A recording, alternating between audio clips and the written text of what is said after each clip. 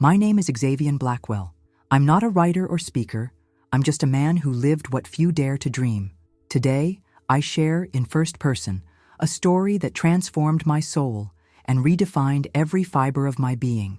This is the story of how a single order, an instant of madness, took me to the depths of hell and, surprisingly, to a path of redemption and peace. Since my childhood, the streets of Baltimore have always taught me about discipline and resilience. I grew up in a neighborhood where order and respect were almost sacred values, and the environment often showed me that survival depended on unity and rigor. It was in this context that at the age of 17, I decided to follow the military path, a decision that, at the time, seemed like the only route to transforming life for me and my loved ones. During training in the Defense Forces, I learned that every gesture, every command, had immeasurable weight. Xavian, remember, discipline is not just following orders. It is the key that opens the doors of duty and honor, said Sergeant Miller, whose deep and firm voice echoed through the cold corridors of the barracks. I, with an almost religious fervor, absorbed each teaching, believing that this obedience would transform me into a tireless protector of my people. The military routine was a well-rehearsed choreography, waking up at dawn, aligning uniforms with almost obsessive precision, and marching through the streets of Baltimore, now transformed into a setting that blended modernity with an aura of history. I remember every detail: the metallic sound of boots on concrete, the smell of gunpowder mixed with the crisp morning air, and the officers' firm words that reminded us we were here for a greater purpose. During training, conversations between teammates were often lost in a mix of pride and restlessness. On one of those days, as I was preparing the equipment, I heard Ethan Montgomery comment, "Don't you feel, Xavian, that there's something wrong with all this, like we're being pushed into something we don't fully understand?" I laughed, without giving it much importance, as my faith in order and the mission blinded me to any doubts. And it is our obligation to follow, friend. Obedience is what makes us strong and invincible, I replied with conviction, although, secretly, some words echoed in my mind. Over the months, the routine became more intense and the training more realistic. The combat simulation, the ambush tactics, the rifle exercises, everything seemed like preparation for the reality that would one day come knocking on our door. Baltimore, with its historic streets and alleys that held secrets from times past, turned into a training ground where life and death met around every corner. The city, with its robust architecture and traces of an industrial past, was the perfect setting for molding warriors ready to face any adversity. As we marched through the city's avenues, the pride of wearing the uniform mixed with the feeling of a sacred mission. The feeling of belonging to something bigger than ourselves was palpable, an invisible bond that united each soldier with the same ideal.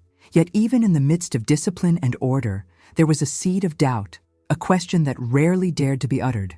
How far would blind obedience take us? This doubt, kept under lock and key, was something I preferred to ignore at that moment. My military life, until then, was a cycle of training and small challenges, a period of character building and unshakable faith in the mission entrusted to me.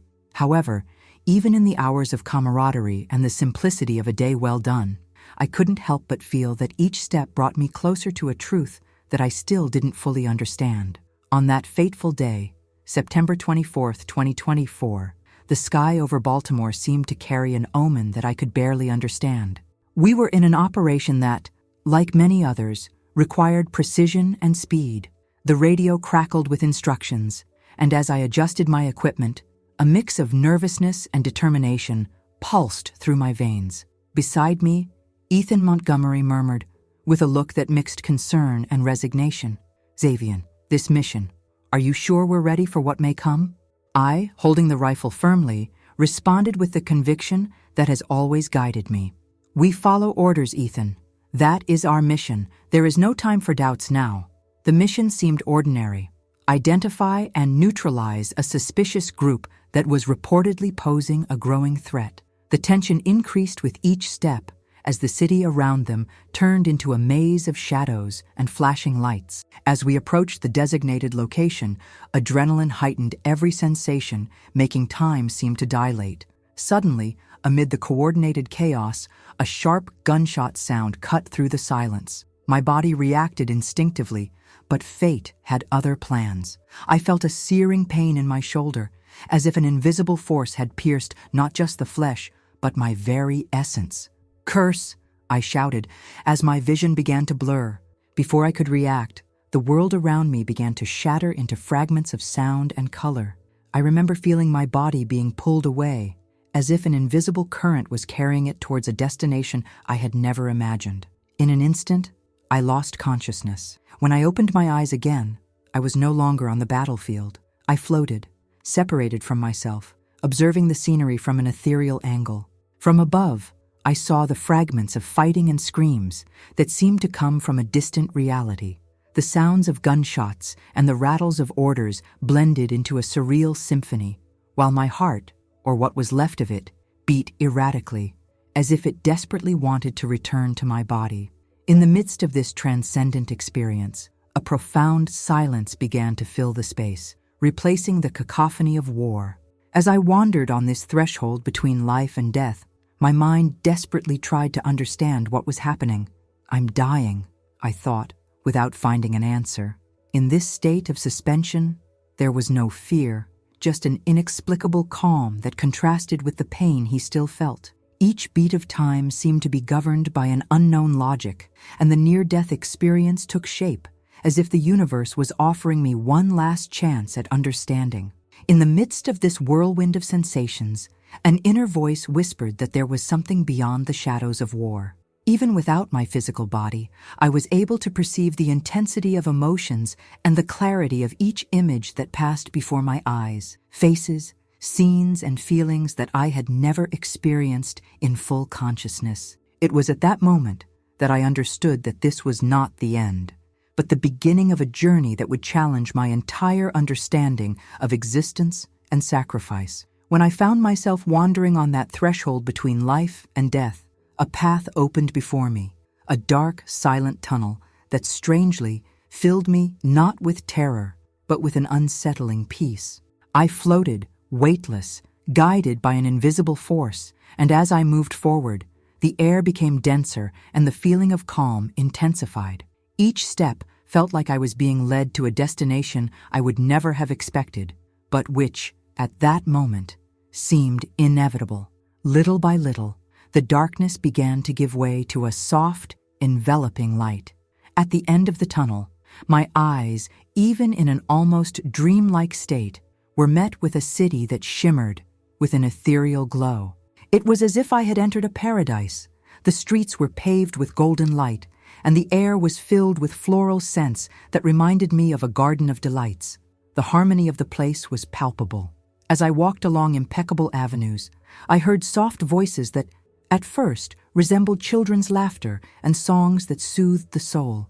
"Welcome, Xavian," whispered the wind, as if the environment itself was aware of my presence. In a central square, I saw people who seemed to have been shaped by perfection, their faces radiant, their eyes full of serenity, as if every being there embodied absolute peace. "Is this really paradise?" I thought out loud, disbelief mixed with a deep desire to belong to that ideal scenario.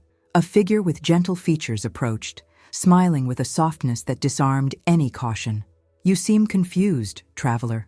This is a place of refuge, a home for those who seek relief from the pains of the world," said the figure, with a voice that resembled a distant echo of hope.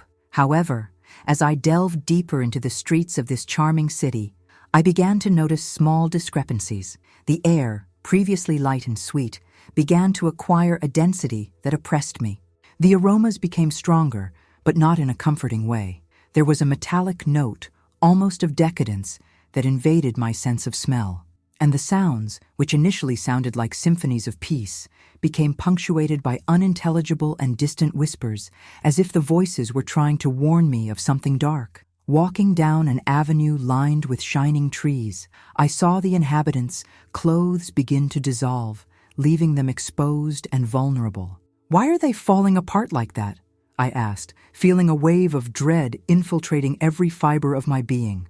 A lady, with the features of a serene beauty, responded with a sad and resigned look. This place is not what it seems. He feeds on our illusions, removing from us what protects us to reveal the hidden truth. The streets turned into labyrinthine corridors, where the light was no longer comforting, but revealed shadows that moved with a sinister purpose. The feeling of security gave way to restlessness, and what seemed like a haven of peace turned out to be a meticulously constructed trap. Whispers intensified, murmuring secrets of an approaching dark fate. Every step I took made the illusion of paradise disappear, revealing the bitter reality of a place destined to be a prison for souls. I tried to scream, but my voice seemed lost in the shifting environment. The contrast between the initial beauty and the emerging decay reminded me that not everything is what it seems. There, in the heart of that broken paradise, peace became a harbinger of suffering. The revelation was painful.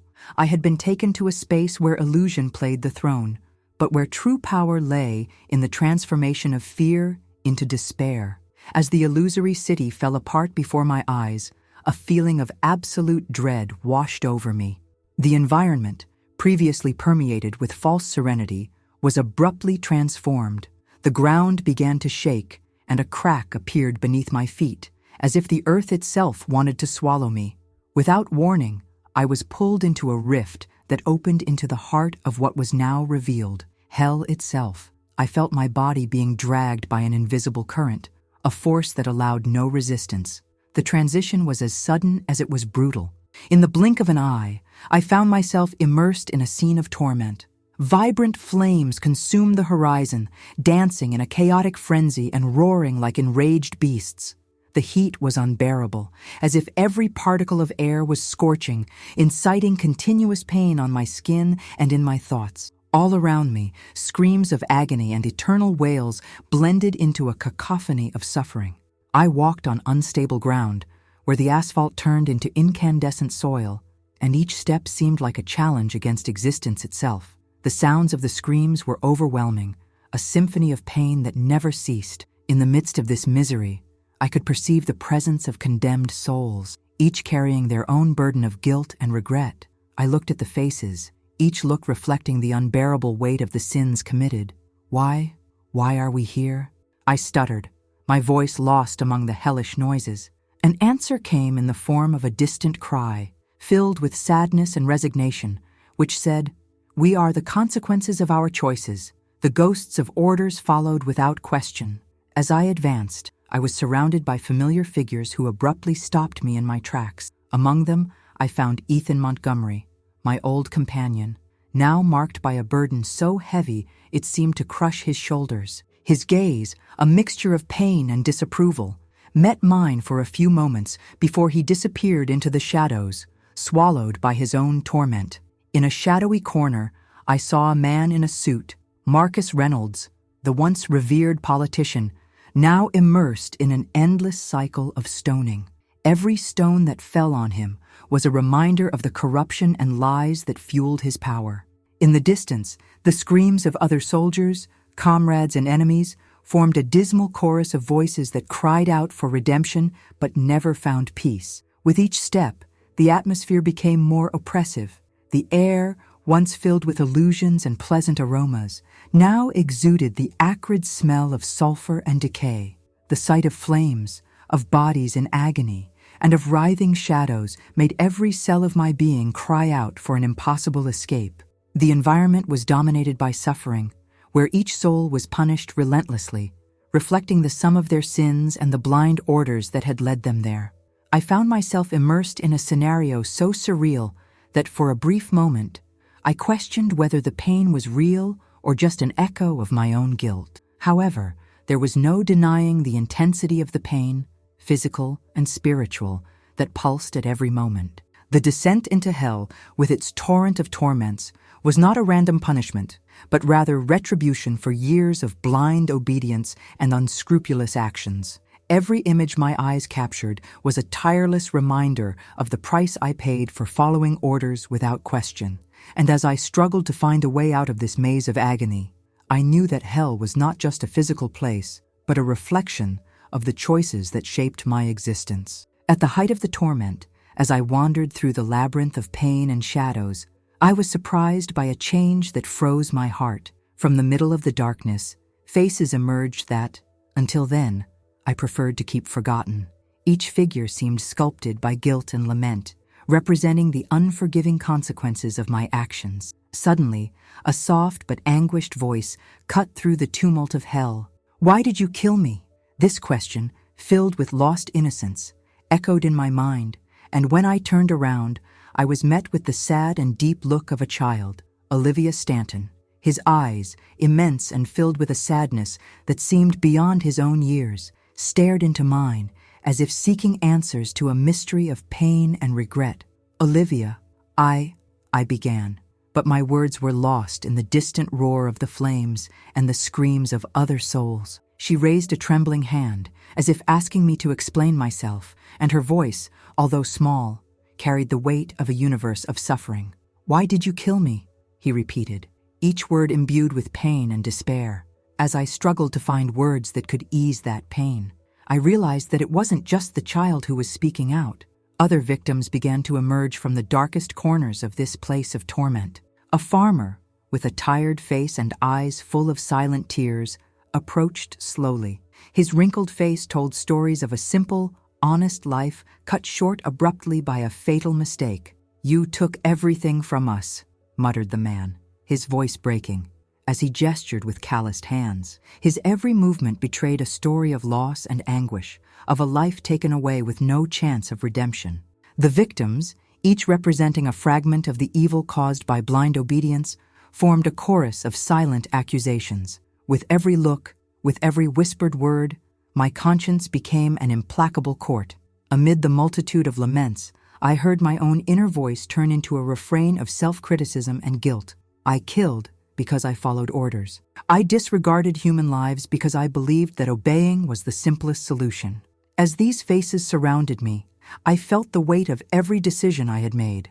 The hellish environment seemed to intensify my guilt, making each memory of a violent act loom like a shadow that lengthened and melted into the darkness. I tried to defend myself, but words were useless in the face of the truth reflected in the eyes of those who suffered because of me.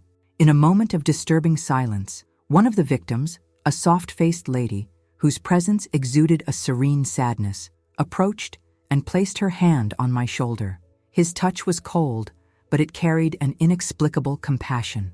"You are not just what you did, Xavian, but repentance is the first step to true redemption," she said, in a voice that mixed tenderness and firmness. At that moment, the hellish visions began to merge with my consciousness. Every word, every look from those victims became a relentless mirror that reflected the consequences of the orders I followed.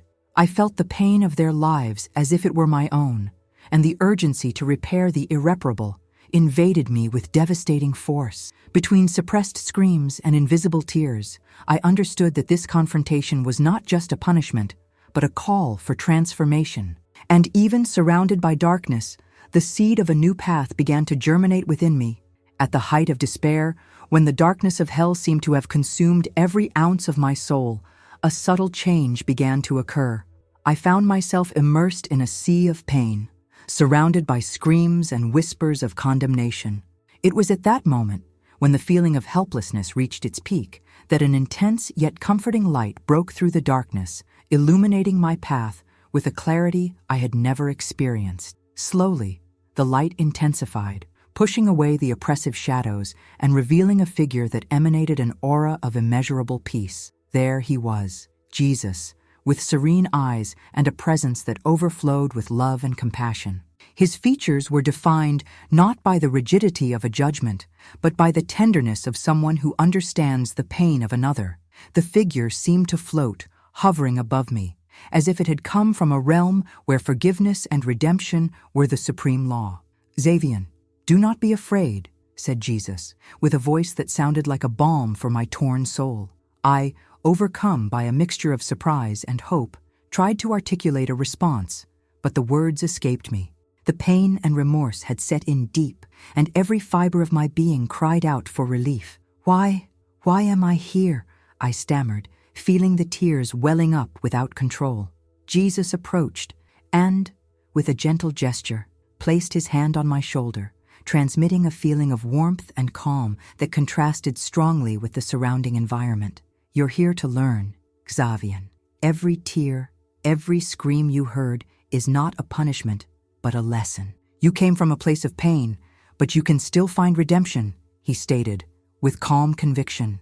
The light that emanated from him seemed to dissolve the marks of torment, and, as I looked into his eyes, I saw in them an ocean of understanding and forgiveness. Amidst the hellish chaos, those words resonated like the promise of a new beginning. "There will always be room for change," he continued, "even for those who believed they had lost their way. I'm not here to judge your choices, but to show that true peace comes from forgiveness, first of yourself, then of others." I felt as if every word of Jesus penetrated my soul, dissolving the hardness of years of blind obedience and thoughtless actions. The divine figure then paused, as if wanting me to absorb each teaching.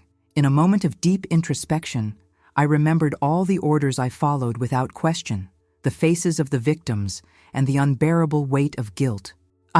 I followed orders," I confessed in a low voice, my voice choked with regret. Jesus smiled, not with approval, but with the understanding that only forgiveness can offer. "Following orders does not justify the loss of innocent souls, Xavian. Today, you have the chance to free yourself from this internal prison. Forgive yourself, free yourself from bitterness, and choose peace, for only then will your journey of redemption become true." In that instant, the intensity of the light seemed to encompass not only my surroundings, but also every broken part of my being. It was as if Jesus' presence had lit a flame of hope, a seed of transformation that, although small, had the power to blossom in the midst of the deepest darkness. With the gentle touch and the words that echoed in my mind, I felt the possibility of redemption was real. That celestial figure did not bring condemnation, but the invitation to a profound change, a choice that would transcend mere physical survival to transform into a new way of living and loving. As the divine luminosity began to dissipate, a new feeling of restlessness came over me. In the blink of an eye, I realized I was back on the battlefield, enveloped in a raw and painful reality. The shrill sound of sirens and the desperate murmur of my companions echoed as I was carried by firm hands on a stretcher through cold, sterile corridors. Every step I took reminded me that what I had experienced was not a dream, but a profound experience that defied the laws of existence. In that emergency room, the constant hum of medical equipment mixed with the pulse of my heart, now racing and charged with guilt and remorse. The physical pain, the wound in my shoulder that burned with sharp intensity, was a palpable reminder that I was still alive. However, what really consumed my being was the internal wound, opened by hellish visions and the revelation of Jesus' mercy. While the doctors worked to stabilize my condition, my mind took refuge in memories and reflections. Amid the hustle and bustle, the voice of Jesus still echoed, like a whisper that guided me within myself. "Forgive yourself, Xavian."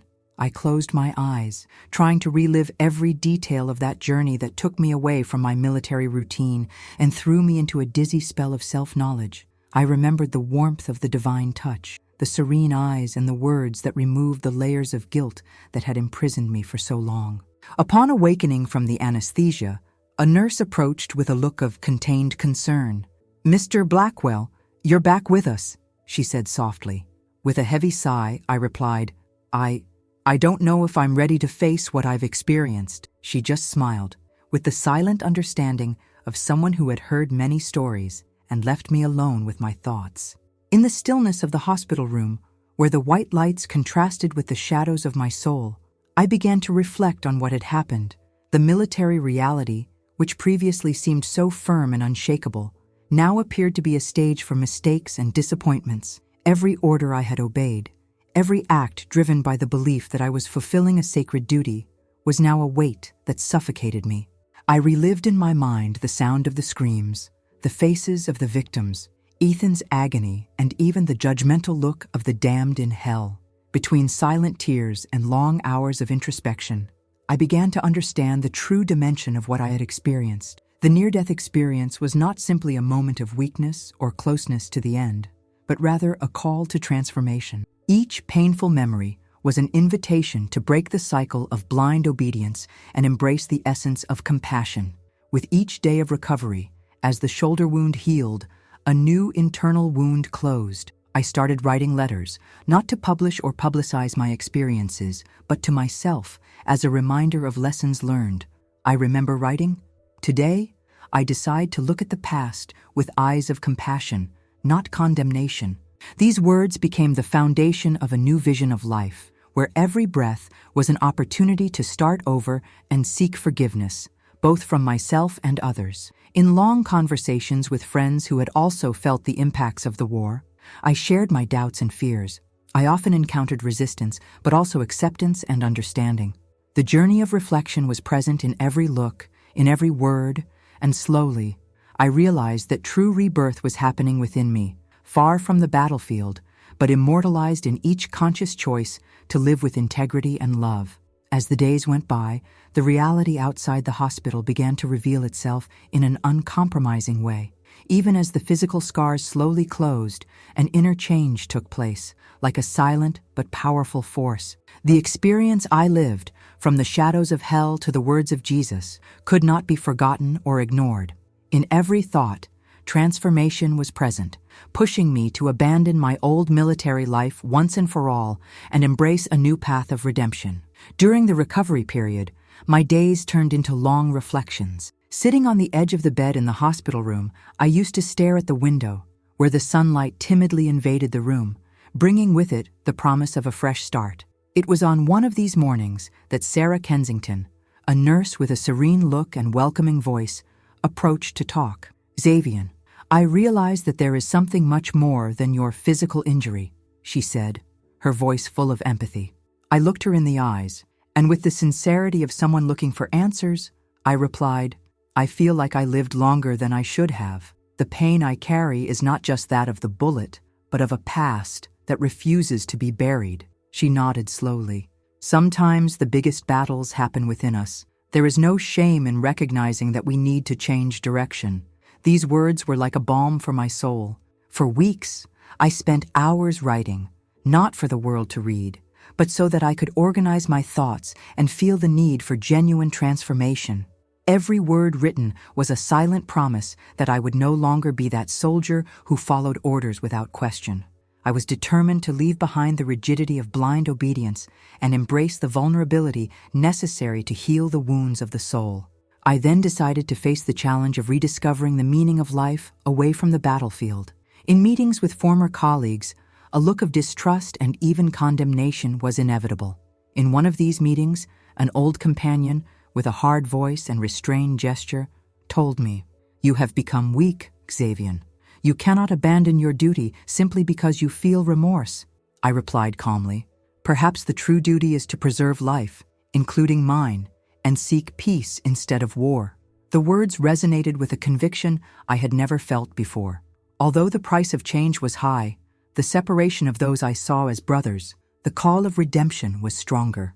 The decision to leave the army, even in the face of criticism, represented the beginning of a new journey, in which I would seek to repair the mistakes of the past through compassion and forgiveness. In a small cafe in Baltimore, where the aroma of fresh coffee mingled with the sound of low conversations, I met with a group of people who had also felt the weight of poor choices. There, amid stories of loss and resilience, I discovered that my transformation was not isolated. Each story shared was a reaffirmation that the path to redemption was walked with humility and courage. "The past can be a heavy burden," commented a man with a tired look, "but it is the way we carry it that defines who we are." And at that moment, I realized that each step towards a new path was a step towards breaking the cycle of pain that the war had created. Thus, I left behind the identity of a soldier, embracing the journey of a man who sought peace and reconciliation. The transformation I was experiencing was profound and irrevocable, marking the beginning of a path where love, forgiveness, and empathy would be the true shields against the shadows of the past. Leaving the army and the scars of war behind, I embarked on a journey that would take me along unexpected paths, where each encounter and each choice turned into steps towards redemption. He was no longer the soldier who obeyed without question, but a man determined to repair the mistakes of the past, to transform pain into learning and anguish into action. My search began in small neighborhoods in Baltimore, where stories of daily struggles intertwined with the invisible scars of violence. At one of these meetings, in a makeshift community center, I met Marcus, a former addict who was struggling to regain his family's trust. Sitting at a weather-worn table, he confided, "I know what it's like to carry the weight of a dark past. Every day is a battle against the ghosts that haunt me." I, with my voice choked with empathy, replied, "I also carry many ghosts, but I believe that we can find light even in the deepest darkness if we allow ourselves to forgive and seek a new path." These conversations, filled with vulnerability and honesty, were the beginning of a shared healing process. I walked through streets where hope seemed to be a scarce commodity, but also where small gestures of solidarity appeared at every corner. In a park, while distributing meals to homeless people, I heard the story of Samantha, a young woman who had lost her family to violence. Her eyes, large and filled with deep sadness, looked into mine, and she whispered, "Maybe I will never be able to forgive the world. But seeing someone who also knows pain makes me believe that I can start over." Those words resonated as a reminder that redemption was not an unattainable destination, but a path that one follows day after day, with courage and compassion. In every city and community I visited, I dedicated myself to providing help, listening, and supporting those, like me, who bore indelible marks from the past. I organized small get-togethers, support groups where people shared their stories and found comfort in mutual empathy. In one of these meetings, while the rain gently tapped on the windows of the community center, a man with a trembling voice said, "I never imagined that a former soldier could talk about peace, but your journey shows me that even those who are lost can find themselves again." His words, filled with surprise and recognition, were a balm for my soul. Each compliment, each gesture of gratitude, reaffirmed that my transformation was real and that, by embracing forgiveness, I was helping to break the cycle of violence and indifference. Over time, my journey expanded beyond the borders of Baltimore. I visited rural communities, rehabilitation centers, and spaces for dialogue, where the message of redemption spread like a seed planted in fertile soil. Each experience taught me something new about the value of compassion, forgiveness, and the ability to transform lives through the simple act of believing in a better future. This journey, marked by encounters with wounded souls and resilient hearts, transformed me profoundly. With each step, I realized that redemption was not a final destination, but an ongoing journey where love and empathy were the driving forces that could heal even the deepest wounds. Back to the routine of an ordinary life, but with my soul marked by so many experiences, I began to dedicate long hours to introspection. I sat on a lonely bench in Baltimore's Federal Hill Park, where trees swayed gently in the breeze and shadows blended with the evening light. It was there, in the midst of stillness, that I allowed my mind to travel through the deepest corners of everything I had experienced, from blind obedience in the army to the harrowing moments of personal hell. As I watched people move around and listened to the laughter and conversations that filled the room, I couldn't help but wonder, is it possible to truly forgive myself? Doubt consumed me every moment, and the memory of the victims, faces, the silent tears and the words of Jesus resonated like a constant echo in my mind. A lady, who approached me during one of the support meetings, had already said to me delicately, "Xavian, true freedom begins when we stop punishing ourselves for the past and begin to accept that each mistake was a lesson." These words now turned into a mantra, trying to dispel the heavy guilt he carried. That afternoon, the sky painted in orange tones seemed to reflect the duality of life, the beauty of a new beginning, and the shadow of an unchanging past. In a telephone conversation with Sarah Kensington, my friend and guide on this journey of redemption, I expressed my uncertainties. "I feel like I'm stuck between what I was and what I want to be." Sarah: "Guilt is a chain that prevents me from embracing peace," she replied in a calm and comforting voice. "Xavian, true transformation happens when we choose, day after day, to forgive not only others, but mainly ourselves. The final choice is yours. Continue punishing yourself or break free and live fully. These words echoed in me for days. I began to reflect on each decision that brought me here and the value of each lesson learned. I remembered the whispers of Jesus, the look of the victims, the sincere conversations with people who, like me, sought redemption. Each fragment of my past came together like a puzzle that slowly painted a picture of a new me, a man who had learned to embrace vulnerability, acknowledge his mistakes, and turn pain into motivation for change. As I walked through the historic streets of Baltimore, I began to notice small signs of hope: a smile shared between strangers, the welcome of a neighbor, the simple gesture of a flower left along the path. These details reminded me that even after the darkest moments, there is always a chance for a fresh start. And it was in this context that I made my final decision: to no longer allow the past to dictate my future. I decided that each day would be an opportunity to be reborn, to choose peace over hate, forgiveness over condemnation. In this choice, I found the freedom I always looked for. Deep reflection taught me that true peace comes from understanding that we are all imperfect, but capable of learning, growing, and transforming our reality.